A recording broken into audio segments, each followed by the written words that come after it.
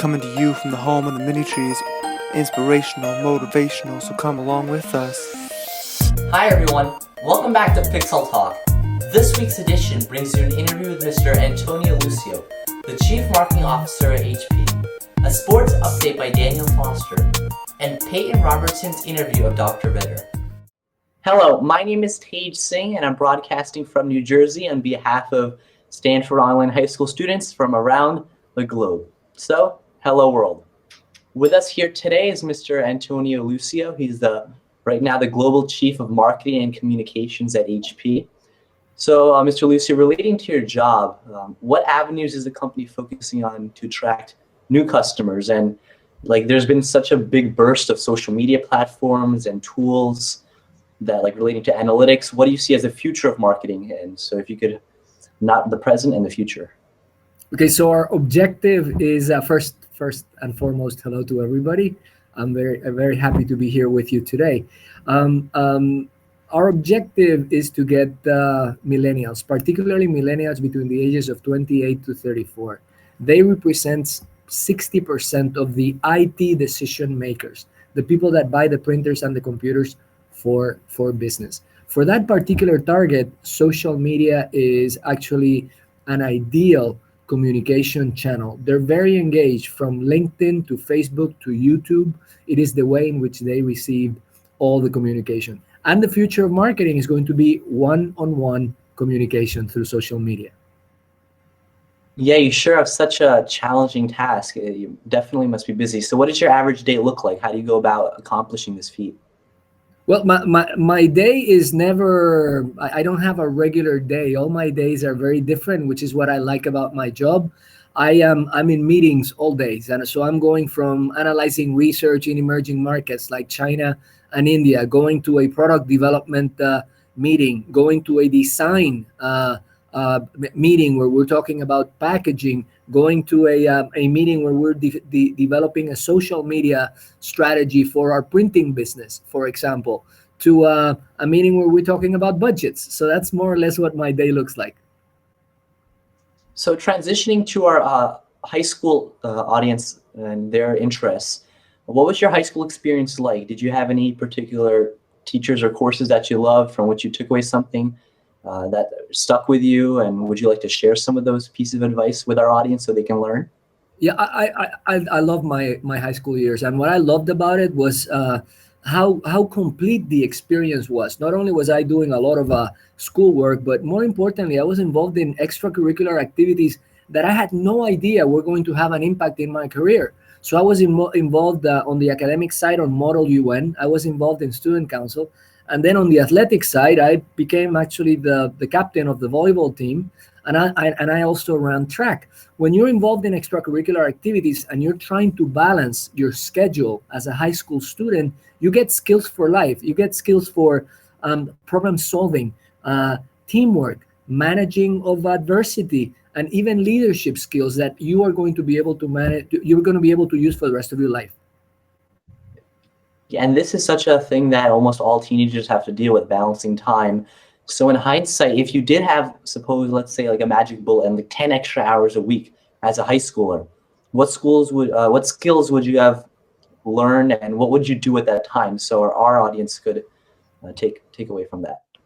You know, I've been a global marketer for a very long time. If I had the opportunity to go back to high school, I went to a bilingual school, so I became fluent both in English and Spanish. If I had additional time, I would have learned yet another language, perhaps Chinese.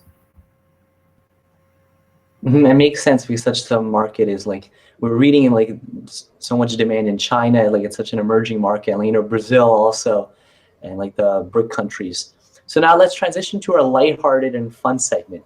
So our first question is, if you could select one person from history who's already dead, no longer alive, and have them answer one question, who would you select and what would the question be?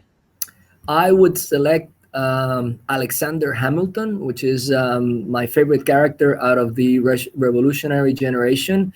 And I would ask him, how did he do it? How did he get approval for the Bank of the United States when he had the objections of people like Thomas Jefferson, for example? Yeah, it reminds me, Congress can't get anything done. But have you watched the play?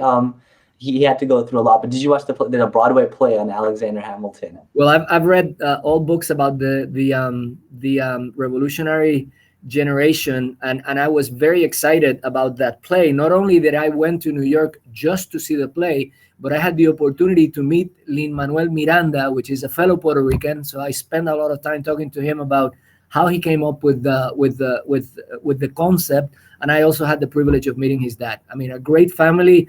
The guy was knew that he wanted music since he was in high school. Yeah, he's such an amazing person. I remember listening to his video. It came out about like 3-4 years ago in like 8th, 7th, 8th grade. Our teacher showed us. He was at the White House at like a poetry convention that Obama hosted. And so they were talking about making the play back then. But I remember it was an amazing, like Alexander Hamilton. So now let's transition to modern day. If you could spend a time with any person living today, who would it be and why? That's easy. I would spend with my 5 daughters, because every time that I sit with them, I learn something new, and I learn to listen. So I don't know if my dad would say the same thing about me, but if you had the Staples easy button, because you have such a difficult job and you juggling so many things, what task would you delegate to it? Whether it be like laundry or taking out the garbage or anything simple or complicated? What would I delegate? That's a good one. I would delegate driving. I have a very long commute. It's about an hour and sometimes an hour and a half each way. So that's what I would delegate. Other than that, I loved every single aspect of my job, even the most rudimentaries.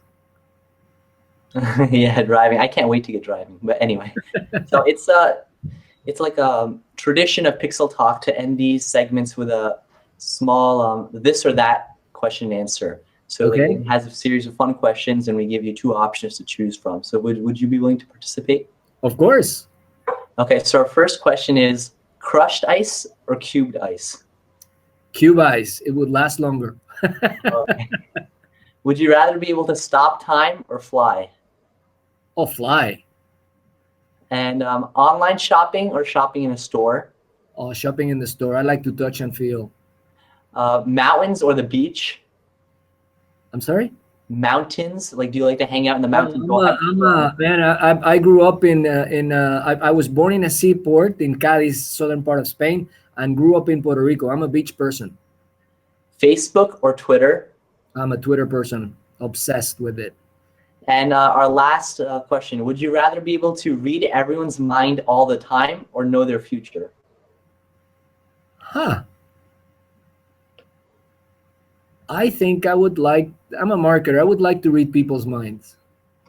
So we'd like to thank Mr. Lucio for graciously sparing his time here at Pixel Talk and inspiring not only the Stanford OHS community, but youth around the country and perhaps even around the world.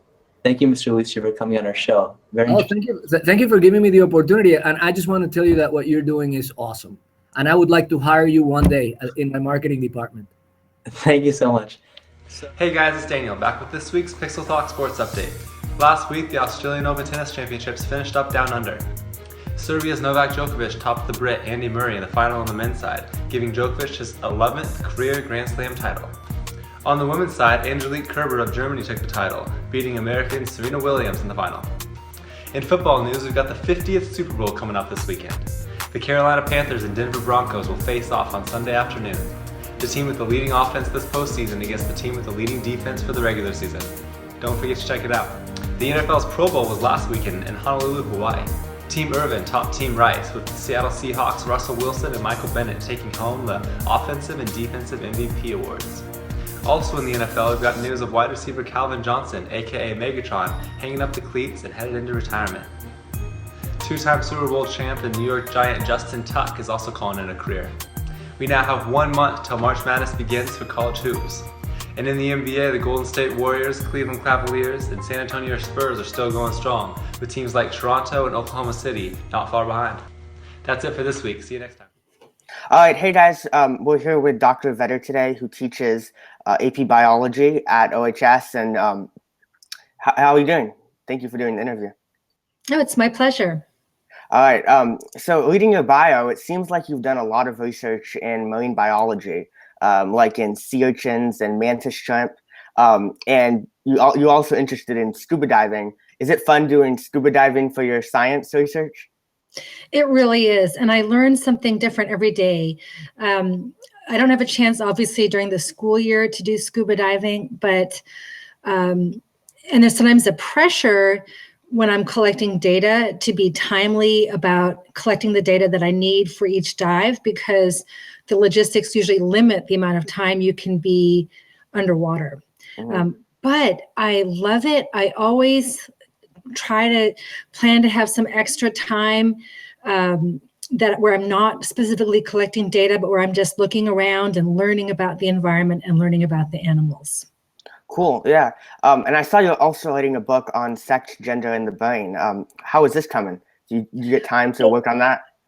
It's going very slowly. I really thought I'd be progressing faster than I am. Yeah.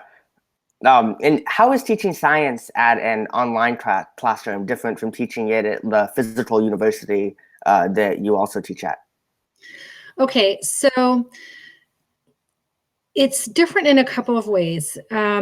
Well, many ways. One is that, as you know, except for the summer, we don't get to do labs together. And so that's something I actually really miss. I miss being in the room when students are working on labs. On the other hand, in terms of the actual classroom discussion part, it's not that different. You guys are all so bright and you are well trained to be interactive and curious.